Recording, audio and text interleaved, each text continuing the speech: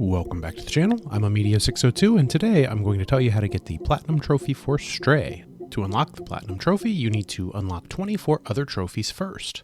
I've broken these trophies down into 4 categories. There are 6 main story trophies, 8 mission-specific trophies, 9 trophies that you can complete during multiple missions, and 1 speedrun trophy. The most difficult trophy for me anyway was called Can't Catch Me, which is a mission-specific trophy that we're going to talk about later. The total time that it took me to complete the Platinum Trophy for Stray was about 14 hours, although it could be much faster with a guide that you can use to solve some of the puzzles. The overall strategy to obtain the Platinum Trophy is to play through story mode, try to scratch in each chapter, and it helps if you make notes of where you were able to scratch. Also grab as many badges and memories as you can, and then after you've beaten the main game, you can use Chapter Select to clean up the rest of the trophies. My first big tip, and something that caught me off guard, was that after you scratch or pick up an item, you have to wait for the next checkpoint to occur. In a lot of games, the autosave is going to immediately trigger as soon as you complete one of these objectives, but in Stray that's not how this works. For example, when I first got to the Rooftops area, there's a scratch point at the very beginning of the chapter. I scratched it and then immediately quit the game. Well, unfortunately the scratch was not saved for me, and I should have played up until the next checkpoint. Now that we've covered the high-level strategy, I'm going to talk about the 6 main story trophies. This is a Platinum Trophy guide, so there could be a couple of minor spoilers here, but hopefully not too much. The 6 main story trophies are Missed Jump, Not Alone, Cat Got Your Tongue, Catwalk, Alcatraz, and Eye Opener. And you can get all 6 of these trophies just by playing through the main story and completing it, which we're going to do twice. There are also 8 mission-specific trophies that you can get. That means each of these trophies is something specific that you have to do in a certain mission. The 8 mission-specific trophies are Can't Catch Me, Boom Chakalaka, Meowlity, Teleachat, Pacifist, Catastrophe, Sneakity, and Scratch. There are 9 multi-mission trophies, and when I say multi-mission trophies, what I mean is that you can get these trophies technically in more than one different chapter. They're not tied to one specific chapter, although they might be tied to 2 or 3. You can get a little chatty just by meowing 100 times, catapult by jumping 100 times, and no more lives by dying 9 times. There's also a trophy called Territory that you can earn by scratching once in every chapter, and later on during the chapter walkthrough we're going to cover where you can scratch. To earn the Productive Day trophy, all you need to do is nap for 1 hour. For me, my controller powered off on the PS5 while this happened, and it made it take more than an hour, so I would recommend leaving your controller turned on or disable your power save settings while you're going for this trophy. You can earn the Curiosity Killed the Cat trophy by wearing a paper bag on your head. If you nuzzle 5 robots, you can earn the Cat's Best Friend trophy. And the last 2 multi-mission trophies are called I Remember and Badges. You can earn the I Remember trophy by collecting 5 large main memories by playing through the main story, and collecting 22 small memories in Slums, Rooftops, Dead End, Sewers, Antvillage, Midtown, and Jail. You can earn the Badges trophy by collecting all 6 badges as you play through the game. One of these 6 badges is going to be obtained automatically by playing through the main story, and the other 5 we're going to talk about during the respective chapters. At the end of the chapter walkthrough, we're also going to have some speedrunning tips, so be sure to stick around to listen to those. The first chapter is called Inside the Wall, and in this chapter the only thing to do is hit a scratch point. The easiest way to do this is just run through the chapter, and when you see one of the other cats scratching at a tree, stop and scratch it for yourself. Chapter 2 is called Dead City, and in here you need to find 1 scratch point, which is in the apartments at the beginning of the chapter. There's also 1 mission-specific trophy called Can't Catch Me. You can earn this trophy by completing the pursuit without being caught. As I mentioned before, this is the most difficult trophy to earn in the game, and some players might have a lot of trouble with this. I've got a link to a very helpful YouTube video in the description down below that is dedicated to helping you learn all the spawns and giving you tips for this trophy. I would not recommend trying to earn this trophy on your first playthrough. Just play through the game, learn the controls a little bit better, and then come back here with the confidence knowing that you just need to last about 60 seconds. There are 3 big tips I can give you for this trophy. First of all, you want to learn where the Zurks spawn, and you want to zigzag to avoid them. Third, and this was the most helpful tip for me that didn't come naturally to me, is to use the walls as shields. So if you can force the Zurks to hit a wall instead of going through their normal animation, then it's going to mess up things a little bit and make it easier for you. Fourth, and this is kind of a free bonus tip, toward the end of the level there's going to be a fork. You can either go upstairs to the left or go downstairs to the right, and I found that going downstairs to the right was a whole lot easier for me. Chapter 3 is called The Flat. There's not really much to talk about in this chapter. At the very beginning of the apartments there is a scratch point, and there's one automatic memory that you will get later on in the chapter, and that's really all you need to worry about here. Chapter 4 is called The Slums, and there are quite a few things that we'll need to talk about here. When you first get into this chapter, there will be a large room full of robots. You can scratch in here. Just outside this large room, there's also a place where there's a basketball that you can push into a bucket to earn the Boom Katchalaka trophy. And really the best way to earn this trophy is just run up and try to hit the basketball as straight as you can to send it straight down, and if it doesn't go down into the bucket, reload your last checkpoint. There are 2 other mission-specific trophies that you can earn in this chapter. You can earn Telly a Chat by browsing all TV channels. Up in the rooftop section, there's going to be a TV with a remote control right across from it. Just go and change the TV channels until the trophy appears. You can also earn the Meowlity trophy and one of the 6 badges, the Music badge, by delivering 8 music sheets to Morusk. Morusk is a musician who is found just outside the room with all the robots that we already talked about. Right next to Morusk, conveniently enough, there is a napping location, so you can earn the Productive Day trophy if you choose to sleep for 1 hour in this location. In order to collect these 8 music sheets, you'll also need to collect 4 energy drinks throughout the area. The first energy drink, conveniently enough, is located right across from Morusk the musician. There's a red drink machine all the way on the rooftops near the TV for the Telly a Chat trophy, and if you start from the red machine, turn around to find a robot sitting down on a bucket. Right near him there is a single keg, and the machine is just down from there. You can also reach this from the ground level near Grandma's house. If you keep an eye on the video in the background, you'll see how to get up there. While you're running around on the ground level, also be sure to get the 4th drink machine, which is next to the RIP Human sign in the alley near Seamus and Doc's home.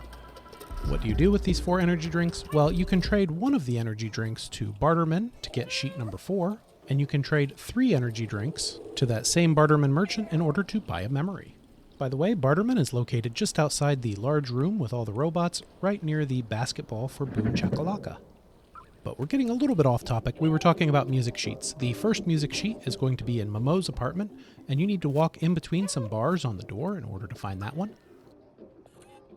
Sheet number 2 is on the table just outside Clementine's apartment. Sheet number 3 is inside Elliot's Electronics. You will need to scratch at this door to get in. We already talked about sheet 4. You can get that one from Barterman. Sheet number 5 is obtained upstairs in the bar. Just look around next to the pool table. Sheet number 6 is actually inside Clementine's apartment, just next to the bed. Sheet number 7 is inside Doc's library on the piano. And sheet number 8 is just around the corner from the musician. You can open the safe with the code 1283. By the way, as a reminder, I do have a link to the IGN guide that has static walkthrough for this, just in case I went too fast for you. Next, I want to talk about the secondary memories in this chapter. As I mentioned before, you can buy the first memory from Barterman for 3 drinks. On the rooftop, behind a large circular sign with an arrow, there's another memory. There's a memory upstairs in the bar, not too far from where that music sheet is. Inside Momo's apartment, you can find a memory. The RIP Human sign in the alley is also going to spark a memory. Remember, there was an energy drink near that one. Next to the musician who collects the music sheets, there's going to be another memory, and the final memory is going to be in a plant inside Elliot Electronics. Next, we have Chapter 5, which is called Rooftops. The scratch point is at the very beginning of this chapter, as usual, and there are 3 memories to collect in this mission. There's a large neon sign that's pretty hard to miss. After that, there's going to be a Nico Corp sign near a giant swarm of Zerks behind a lock gate with a barrel. And the 3rd memory is an automatic memory at the end of the chapter. Chapter 6 is part 2 of the Slums. We've already covered everything that we talked about in Chapter 4 for the Slums. Anything that you might not have finished earlier, you can complete now. And there's going to be a scratch to get inside Elliot's Electronics partway through this chapter, so you shouldn't need to worry about anything else for Chapter 6. Chapter 7 is called Dead End. You will need to scratch it inside a house partway through this mission, and that should give you the scratch point that you need. There are 3 different memories. You'll get one as soon as you leave Seamus. There's a large garage door to the left with a memory. Partway through the mission, you're going to be in a cart that is going to crash. When you climb out of that area, there's a broken chain link fence in front of you and a platform to the left that takes you to the next part of the chapter. What you want to do is go through the hole in the fence first and turn right. Inside this small area, there will be a memory. The third and final memory in Chapter 7 is inside the house. There will be a mannequin with a yellow smiley face. Scan that to get the memory. Chapter 8 is called the sewers. The scratch point in this is to the left just after the room with 2 switches and barrels. There will be big eyes watching you, and I don't want to spoil what happens in this chapter, but it's toward the end of the chapter. Just be sure once you get out of the room with the big eyes and the 2 switches, you turn left and find the scratch point. There's also one mission-specific trophy for Chapter 8, and that is to not kill any Zerks. And just to be super clear here, the Zerks can die, but you cannot use your weapon to kill them. So if a Zerk happens to fall off the map and die, for instance, you don't have to reset or anything. Just be sure not to use your weapon, and you should get this trophy at the end of the mission. There are 2 memories to obtain in this mission. At the beginning of this mission, you'll have a partner in a boat with you. At some point, you'll have to split up. There will be a left fork on the path with some eggs concealing a vent. All you need to do is run through the eggs and get onto the other side of the vent in order to get this memory. The second memory is going to be after a room that I call the eyeball room.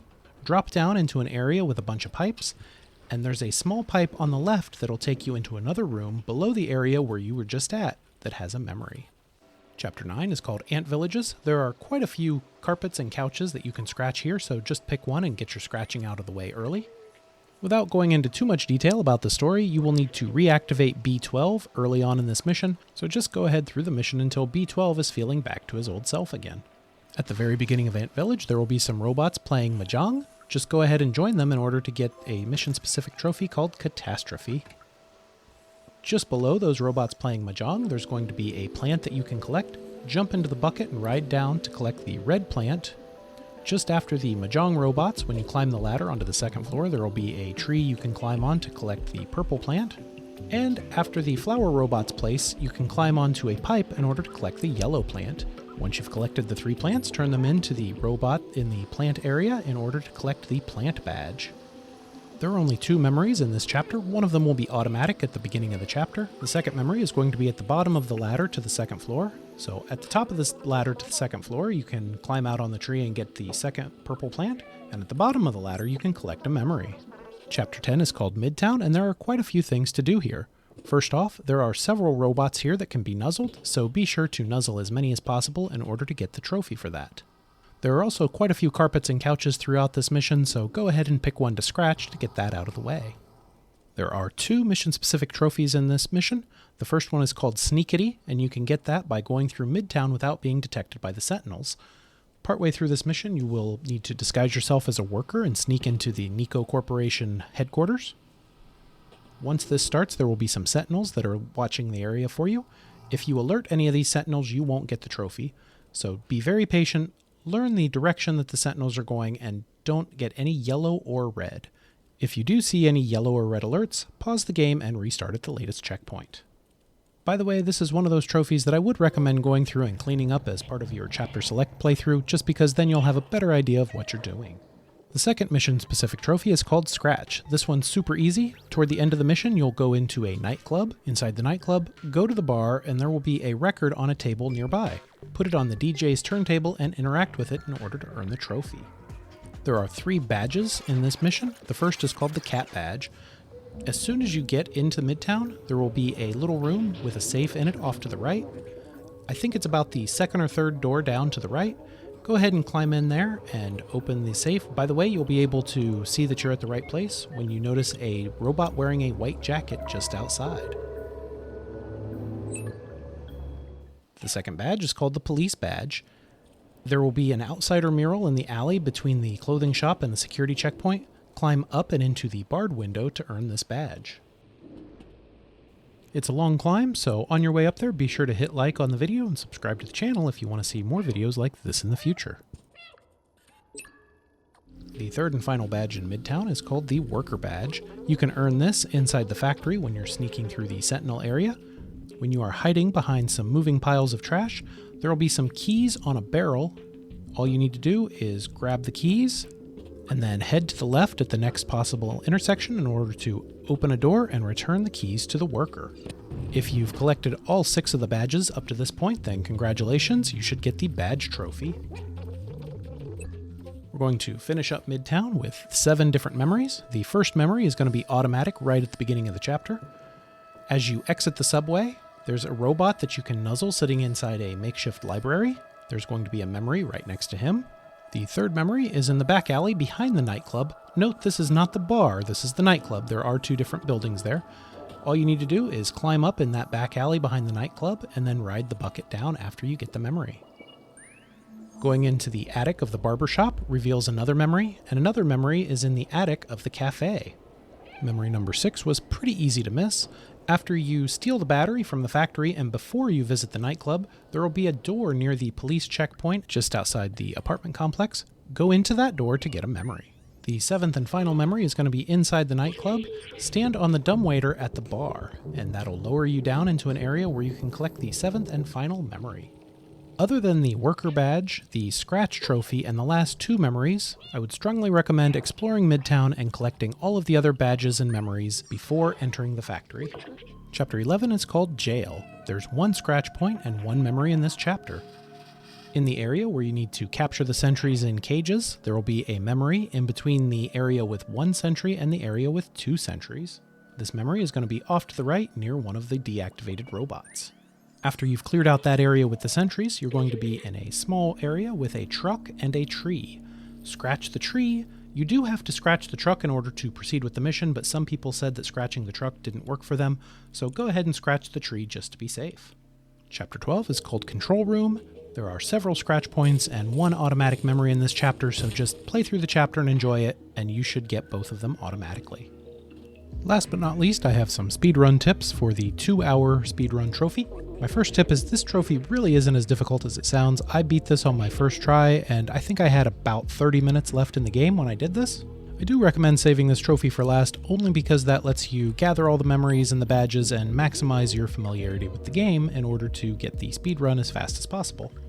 As you're playing through the game, there will be quite a few opportunities for what I like to call micro adjustments that you can make in order to minimize the amount of time that you spend playing through the game in the speedrun.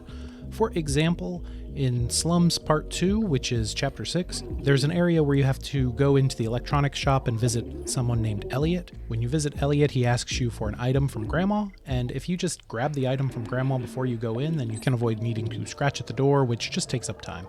Another micro adjustment is that in the Midtown chapter, which is Chapter 10, you need to obtain both a worker jacket and a worker hat in order to get inside the factory. In order to get the worker hat, you have to go into the bar, wake up the worker, and then wait for him to walk all the way back to the hat shop. You can actually go in and get the worker jacket in the amount of time that it takes him to trudge all the way back to the hat shop. And there are lots of little things like this throughout the game. For example, when you're going to Momo's apartment in the slums, once you've been there a few times, you'll find your favorite route to get up there. For me, I just like to run straight out of the room with all the robots, up to the air conditioners, and then onto the roofs. On your way up to the rooftops, be sure to hit like on the video if you enjoyed it, and subscribe to the channel if you want to catch more videos like this in the future. I've also got a couple of other videos on the screen right now if you're interested in those. And as always, thank you very much for watching.